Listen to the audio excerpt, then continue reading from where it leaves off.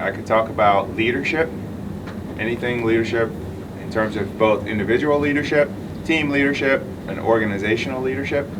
I've learned a lot along the way. I have a friend a mentor of mine. He's the commander of basic military training right now, Colonel Newsom, and he has a quote that I find very useful. And what he says is, you can't have testimony if you haven't been tested, or you have to be tested to have testimony. All right, and so when it comes to leadership, that's one of those things where in order to develop other leaders, you have to be tested as a leader yourself.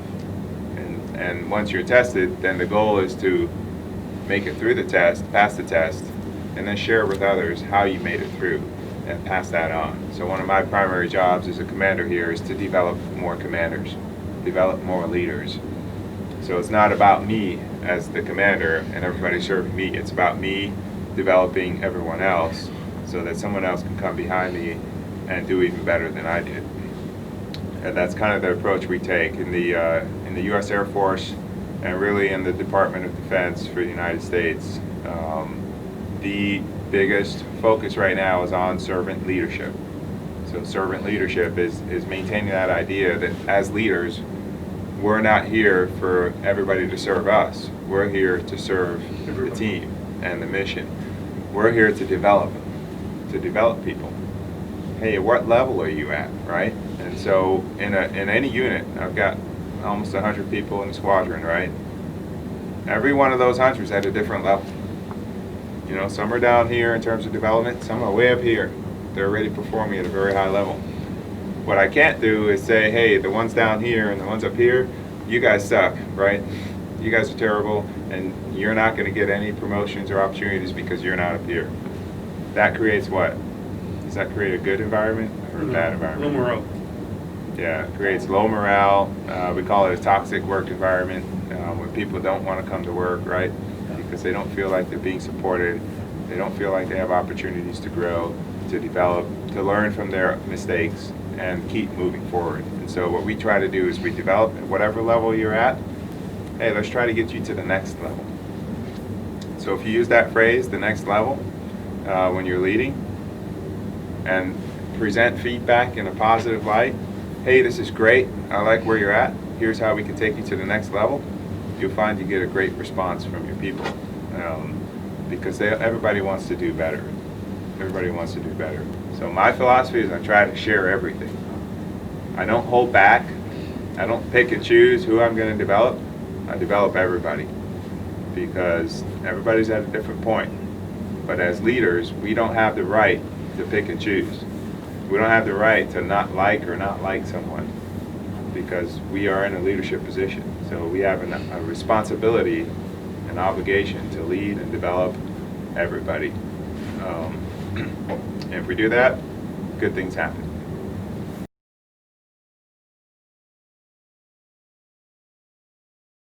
They say you learn from the good and you learn from the bad. And so you're going to have both good leaders and bad leaders. And so from your bad leaders, you have to learn what not to do. From your good leaders, you take away things that you like to do. And so I guess my experience has been mostly I've had some great leaders. And so I've learned from them. And as I move from one assignment to the next, I try to reinvent myself and take what I learned in the previous assignment and apply it to the new assignment. And how that's helped me is then later I'm able to pour that into other people. And so I was working in the one of the squadrons, and I had an MTI come in to me. Master Sergeant Campbell was his name, and he said we sat down for a 1-hour feedback because I was supervising him. He was working for me, and we started talking, and he got into his background, and he's a big guy, big, strong, muscular guy, and he's African American, right? And so he started talking about some of the difficulties growing up, and where he grew up. He grew up in a poor neighborhood, right? And then he came into the Air Force to escape from a difficult environment and to do something positive for his life. But he struggled to get feedback. throughout his career. He struggled to learn how to make himself better. And so when we sat down for our feedback session, I gave him some real stuff. I said, hey, here's what you're doing good, but here's what else I need you to do, because congratulations, you're now a master sergeant, and there are new skills required to be a master sergeant if you want to be successful. And so he started crying about 30 minutes into it, because we started to touch on some things that nobody had ever talked to him about before in terms of how to grow and where he was falling short, but where he could change. And he told me at the end of that, he said, no one's ever done this. At the end of that 1 hour, he said, I've never had a feedback session like this in my career. And so then, that was about 2 years ago. I saw him last week, just by chance, out at a field exercise that we had. It was rainy and muddy and cold, and so it's a good time for people to come together and bond. And he thanked me, and now he's an instructor supervisor. He is one of the top leaders in basic military training, leading MTIs. He's leading the instructors, so he's an instructor leader now. And he got there because of that feedback that we had that one day.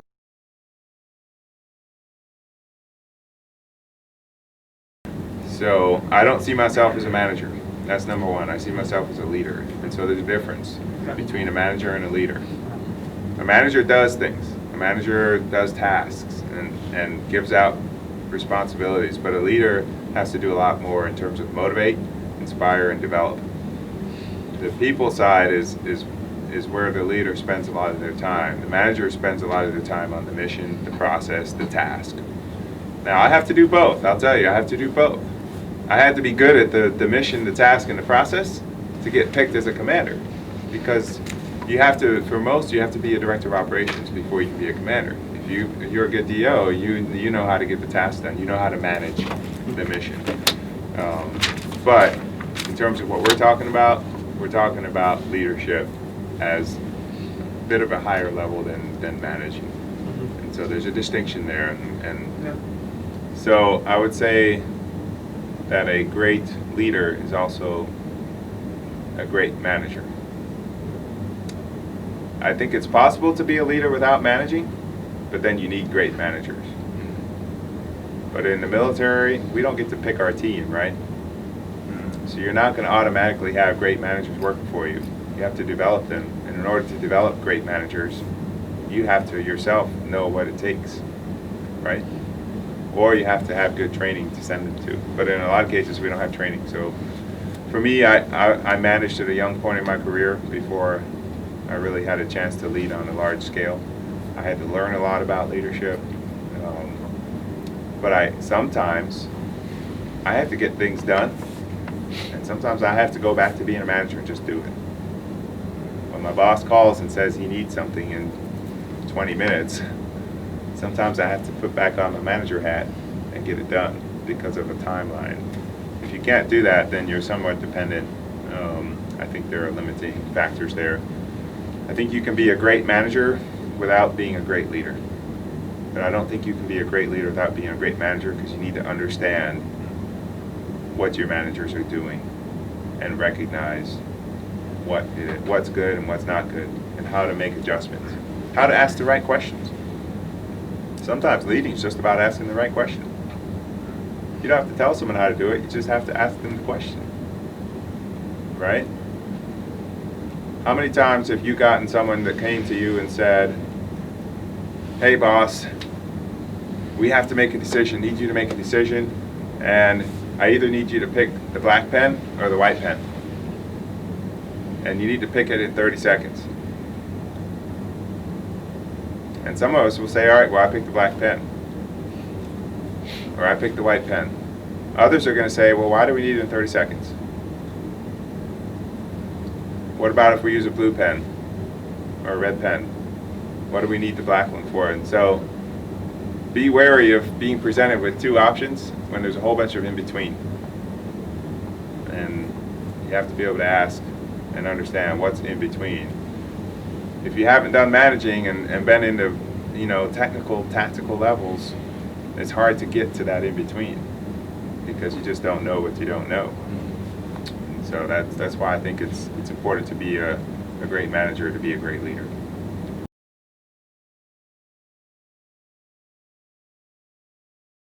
So accountability is another part I would throw in there, right? Sometimes you have to hold someone accountable. They're not doing their job. But the question I always have when I have to hold someone accountable is, what didn't I do? So I have to look first at myself. Did I give them the proper tools and resources to do the job? If I have somebody that's working 12 hours a day, maybe it's because I'm giving them too much work and I need to have 2 people doing that job, right? And so a lot of times we look to blame someone else or point the finger before we point it at ourselves as leaders and say, what can I do to change things? So that's number one, is always look at what can I do? And if I've done everything, okay, have I developed them? Are they at the right level? Do they need some more training? I'll send somebody to a training course in a heartbeat. In a heartbeat. Everybody knows that expression quickly. So that I can do that. So I can get them that training they need. And if not, then I'm going to sit down and have a conversation with them. Okay? Recently I had somebody fail a fitness test. This is not the first time they failed. When I look in their records, they've been failing for 15 years. On and off. They fail and then they pass, fail and pass. So that's a different conversation. Because it's somebody that doesn't get it now. So now we're going to have a serious conversation. You know, it's not going to be, hey, I'm going to develop you to pass your test. No, the expectation's been consistently not met. So now that's going to be a little tougher conversation. Hey, this is serious now, all right? We've invested a lot of time and effort into helping you pass, and you continue to fail us, right? So I expect you now to go forward, pass the test, and if not, then you have to be prepared for what comes next.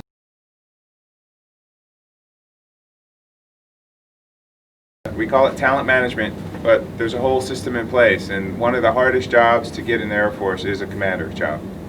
So a lot of people apply, a lot of people don't get selected. So it's an absolute honor and a privilege to be a commander and to be able to serve other people in that role and make that impact. But to get there is tough. And so I would say the number one thing that gets you there is performance. You have to perform well, but the Air Force then makes a list. So they look at everybody's records and screen them. And the top records get put on a list. And so I think, you know, this last go for commanders, for the foreign air officers, there were like 20 plus people on a list going for 5 positions. So then from those 5, the wing commander can hire whoever he wants. And so now it comes down to who knows your work. And I say work because there's a distinction. You'll hear some people say, who knows you? I don't like who knows you. Yeah, that's personal. Yeah, that's personal. It doesn't mean they can actually do work. Who knows your work? And if you have good work and somebody knows it, then you have a good chance of getting hired to be a commander. If you have good work and nobody knows you, you're not going to get hired. And so it's important at this level, and it's something I have to learn, which is I can't just be focused on working all day. I also have to build strong relationships with people that have walked my path, mentors. You have to have a mentor, somebody at the next rank. You know, if you're a captain, you want to have some majors. If you're a major, you want some lieutenant colonels. And if you're a lieutenant colonel, you want to have some colonels. And those are the ones telling you, here's what you need to think about, here's what you need to do if you want to continue to advance. And so I'm lucky, I have many mentors.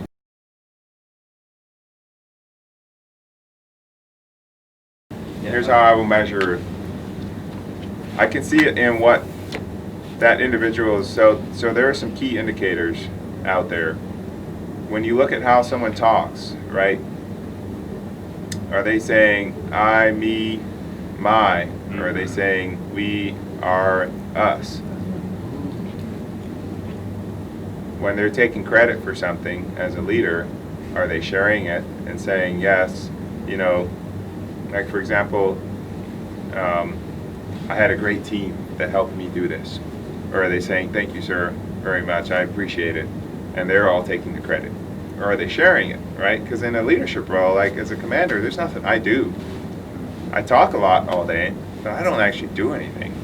Right? I do a few things, but I don't do a lot, right? but I have a team of 90 people that are doing amazing things every day.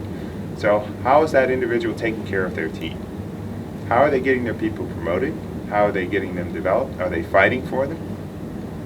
Are they coming and saying, I really need to help this person out? Are they getting them to win awards? Are they getting them to training in the U.S.? Or whatever it is, right? What are they doing to improve and develop leaders beneath them? And if they're doing that, you're going to see it. You know, one thing we do, if I have a great lieutenant, I want to get that lieutenant up to brief Colonel Gillis. So I'm going to find an opportunity for something great he's doing, and I'm going to bring him into a staff meeting and say, hey, Colonel Gillis, just want to brief you on this new initiative we have with QR codes. This is a real situation, actually, that happened.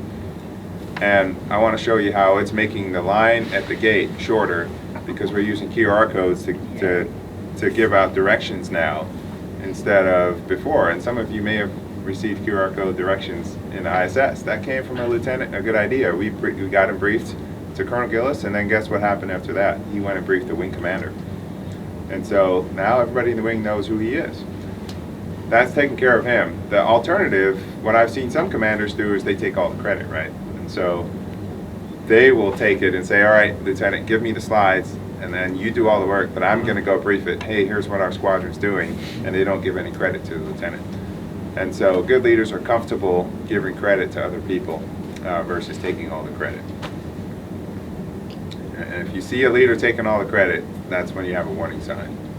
Another thing is to walk around. If I see people out and about walking around as leaders, I know they're doing well because they know what's going on. The leader that sits at their desk all day, they're not going to know what's going on. Got to be out and about with the people.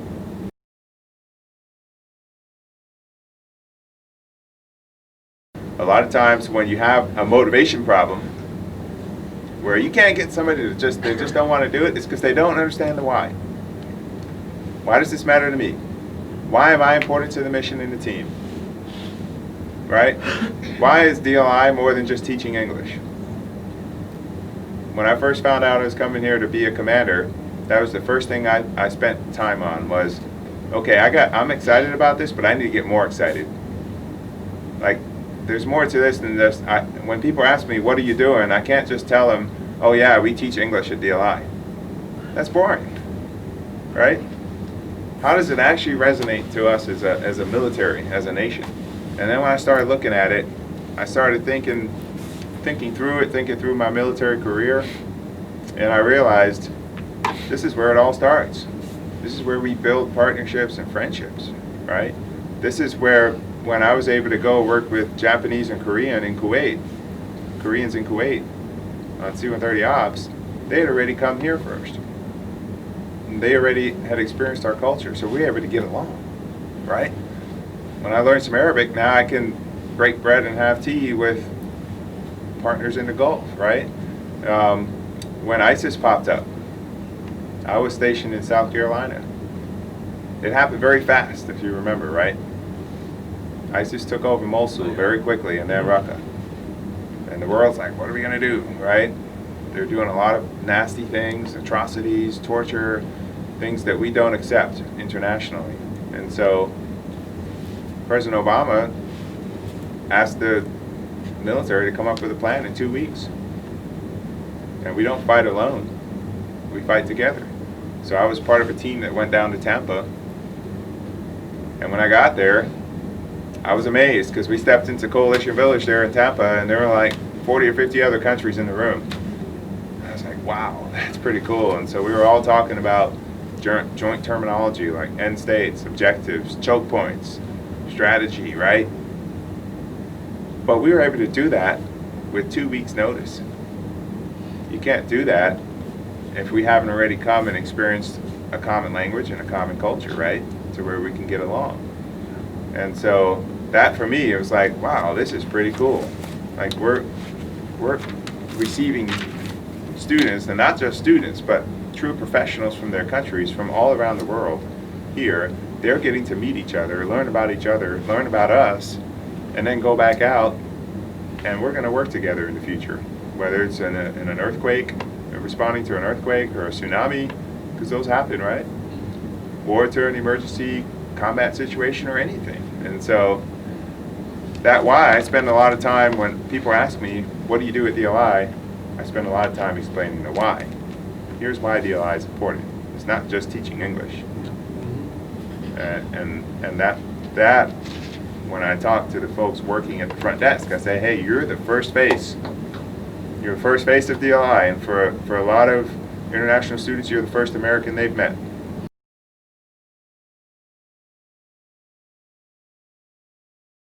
So here's another great one for leadership. All right, if you have an idea and you want to get something done that you care about, have an elevator speech prepared for it.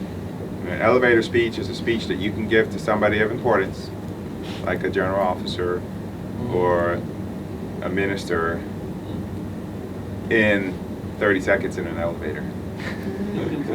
Because when are you ever going to get a 1-hour meeting with a minister? Right. Yeah. Very hard, right? Yeah. With the important people, you can never seem to talk to them.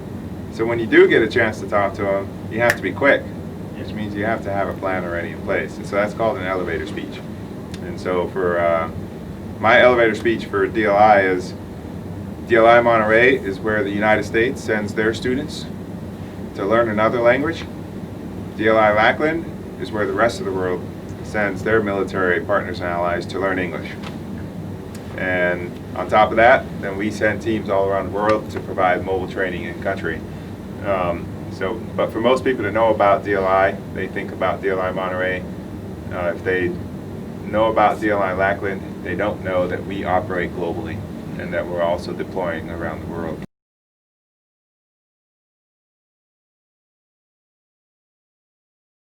So number one is to be simple. If your goals are too complex, no one's going to understand them. It's got to be simple. You know, my bumper sticker in the ISS is the 3 Ps. I expect everybody in the ISS to be professional, to be proactive, and to be people. So basically professional, proactive people. Professional means leave the personal stuff at home. When you come to work, we're going to be professional. We're going to treat each other like professionals, right? We're going to help ourselves grow and learn and become better, because that's what professionals do. We serve a cause greater than ourselves, and we make ourselves better. We're going to be proactive. What's the opposite of proactive? Reactive. Reactive. Reactive is when you're constantly like, oh, there's a fire over there, go put it out. Shh. And there's another fire over here, go put it out. Shh. Proactive is cutting down all the dead leaves off the trees so you don't have fires to start with. Yeah, so how do you get ahead of that reactive cycle? And how do you start driving it versus you being pulled in every direction, right? So proactive is huge in terms of being an effective, high-performing unit. And then people, there are multiple facets to people, right? You got to take care of your people. That's number one. You have to develop. You have to give them room to grow and develop. So you have to have the resources to do that. That takes time, money, training, tools, right? And then on top of that, you have to hold your people accountable. So sometimes we get confused with being caring to people and not being accountable. You could be accountable and do it in a caring way. You can deliver punishment to somebody and do it in a caring way that allows them to recover and continue to grow. Or you can punish them and then say, you're no good to me anymore because I punished you. But they still have a life. They're still living. They still need to go on. So we have to get them back on track after that, right? Teach them a lesson, but then you allow them to keep going. And so that's the piece, is hold people accountable, but do it in a caring way. Yes. So be simple. Whatever you want to do, be simple. The other thing you can do is get buy-in. So sometimes a leader will be like, yep, I went to Air War College in America, and I know everything now about how to build a strategy, a vision, a mission statement. I'm going to go do this back in my country, but you don't involve anybody in your country in it. So you do it all by yourself in your room, you refer to your books or whatever you learn, and then you go and hand it to your squadron or your team, and you say, here's our strategy, go do it. And they don't understand it. That's called buy-in. You ever heard of buy-in? Buy-in is when everybody feels like they have a part of it. So sometimes you may already have the plan, but you have to help your team get there. How do you do that? You bring them in a room and have a discussion. You talk about it. And at the end of that discussion, they probably will end up right where you wanted them. But now they understand how you got there. Now they're more likely to go do your plan. So make sure you have that buy-in, and again, keep it simple.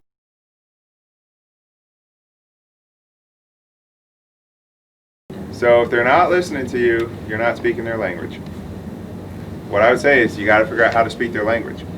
So that requires listening very carefully to what your boss says and using his words or her words. That's good. Right? Hey boss, this is what we want to do, and oh, by the way, it's going to help you achieve your number 2 priority of strengthening partners and allies. And here's how we're going to do that. If you can't get to that, why it matters to him? Because your boss has a boss, right? And his boss is telling him to do something. And so if you don't understand your boss's priority and his boss's priorities or her boss's priorities, then you're out of sync. And so it may be a great idea, but you have to translate it. So this is why it's really important culturally. When we do a bilateral engagement with a country, we're going to talk about the areas of common understanding, right? Mutual benefit. And sometimes those aren't. So how do you reach that shared zone with your boss? Now sometimes your boss isn't listening because they're a bad leader. That can happen too. You just have a bad leader. If you have a bad leader, You have to wait till they're done. you either have to wait or you have to somehow let that leader's boss know that what they're doing. It'll get the speech. In our military, we have something called an inspector general, right? Yeah. We also have equal opportunity office. So we have several different ways, and we have open door policies, so you can just walk in. So if someone's frustrated, they can come to me and air their frustrations. I may or may not act on it, because sometimes it's not accurate. Sometimes there are other considerations, but I'm going to go back and talk with their boss about it. And we'll figure out what we can do to make it better. So the number one thing is not to give up. Don't give up. And if you say it one time and he doesn't hear it the first time, or she doesn't hear it, say it again, and then say it again. In a different way. And then the 5th or 6th time, they might get it. So be persistent. Don't give up.